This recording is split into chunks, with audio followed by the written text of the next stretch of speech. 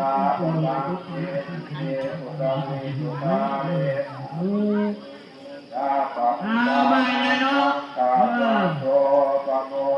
มากันติดต่อเข้าเนาะนี่ก็แม่ผู้สาวการทักทายสบายดีพี่น้องยามเสาๆพี่น้องตอนนี้เฮาลุกมาแล้วได้ดาวลุกมานึ่งข้าวเก็บเครื่องเก็บของลงไปใส่บาตรพี่น้องเลยตอนนี้นะค้างมือข้าวเด้อแล้วเจ้าขันไปกำลังแต่งเครื่องใส่บาตรอยู่นี่อดข้าวเฮาเข็มนึ่งข้าวไปตักบาตรพี่น้องเลยถังอดข้าวปลาวันนี้นะกะไปเฮาสิไปแต่งเครื่องเก็บลงใส่บาตรเครื่องที่อันเฮาเฮ็ดเมื่อคืนนี่แหละปิ้งปูปิ้งปลาข้าวต้มขนม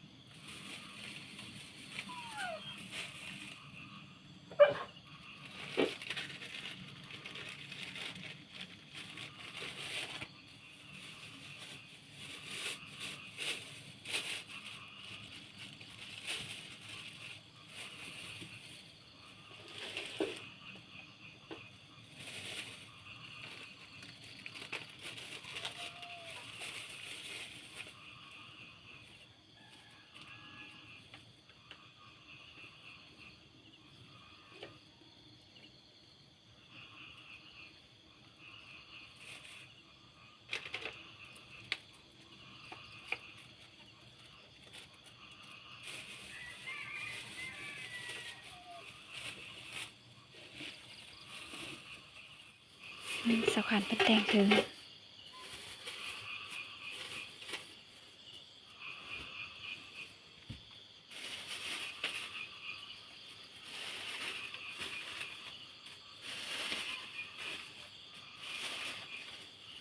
เป็นใส่ถุงไว้เลยคือใส่บาตรนะมาสะดวกเวลาใส่เก็บใส่ถุงไว้เวลาไปหอก็คือจับปอนใส่เลย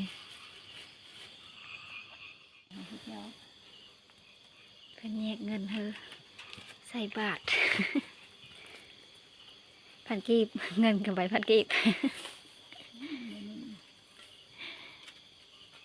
สัก1,000 4,000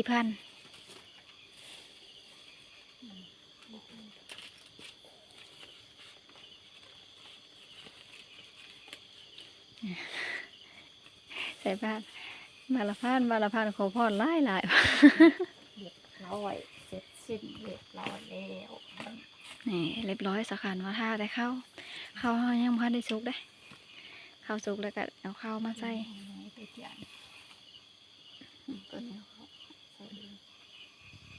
ข้าวยังนึ่งยังพันสุก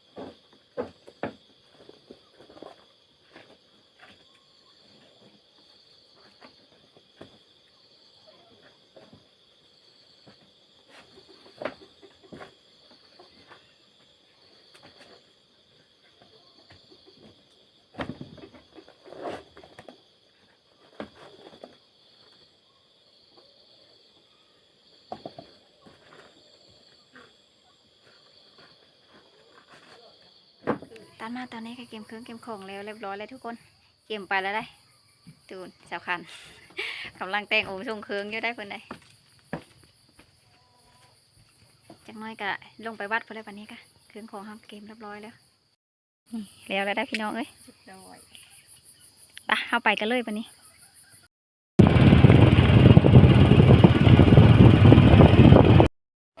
ตัดมาวันนี้ก็มาฮอดวัดละได้นี่ลงมาแล้วก็คนก็ยังบ่ทันได้หลายประมาณนี้แหละจากดาวลงมาแต่เสาบ่ได้ใดคนก็บ่หลายปานใดคือเดือนก่อนดาวลงมาคนเต็มหมดแล้วอันนี้นะลงมานะฮะโอ้หากะสิปูซาดหนังก็มีคนก็บ่หลายปานใดปอดบัดตังจากทางเลิศไปทางเลิศเนาะแต่พูนมาพีบ่แต่พูนมาพีบ่อนพูนแล้วก็มาพีก็เอาเลยตัวนี้เป็นบ้านก่อสร้างบ่สวามุนิโสตังเกสัสสะภวตุเตกยามังสลานอาลาเตสัมปิโนทิคนโบราณใช่ไหมก่อนนี้แล้วก่อนนี้ส่งบ้านมาเจอกันอันนี้เขาลงวัดบ้านโคกแต่บ้านโคกมีแต่บ้านน้อยกับบ้านในที่สุด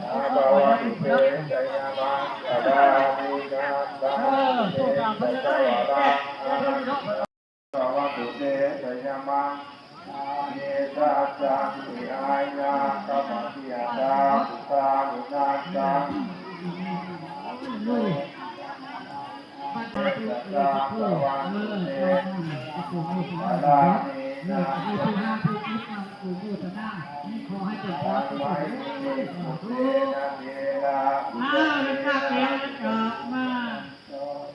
ปฏิสาวิทาคิตาวามุนิโสตังเกสัสสะภวตุเตสาภวังเต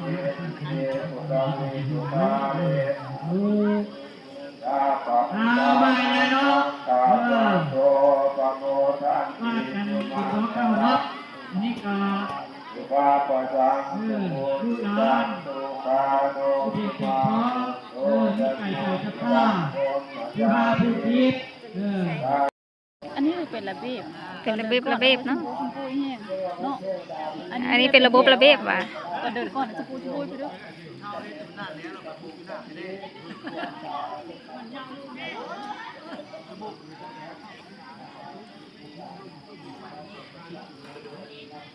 อ้าวแพงออกแพงตุ่นเนาะจิตบอกจิตนักนี่พ่อเนาะ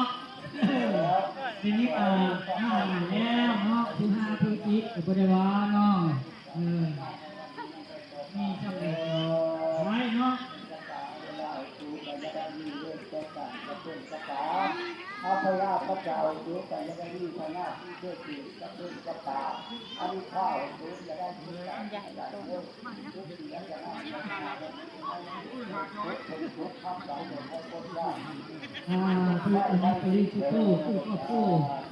มันก็ก้อนก็จะได้ไม่ถูกทางของโกดนี่เข้าตัวโคตรหน้ากินบล็อกเนาะขอติดพลาตัวส่วนตัวจะติดนำคำนำคือเยอะก็จะเลี้ยงก็คือติดต่อคำตัวเองเป็นเรื่องกระดานติดต่อตัวเองมีแล้วเป็นหางตัวนี้เป็นตัวนี้อยู่เลยแต่เยอะมาเนาะคือตัวโมทนากับทั้งน้อยมาเนาะในผู้หาผู้คิดยกไก่ยกตุ่มยกปืนยาโย่พาสมดอย่างเงี้ยเนาะก็เป็นอะไรแล้วมันอยู่ที่ที่มาเนาะหลังจากใส่บาตรเลยนะพากันมาใส่คาบูซ่ายูซิมนี่ไหนแม่ผู้สาวผู้สาวไปใส่คาบูซ่า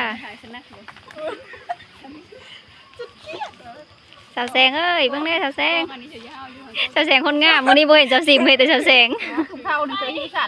สาวซิมไข่วันนี้นะสาวแสงสมอม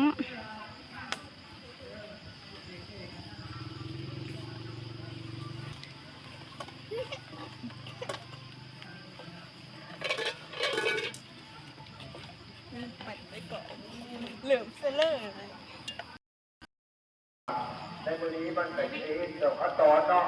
ตอนที่นึกกาพอรุ่นตะวันข้าบอกหรอตอนที่สองได้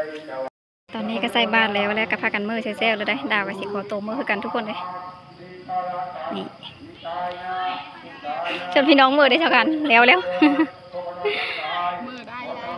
ตักมือมันนี่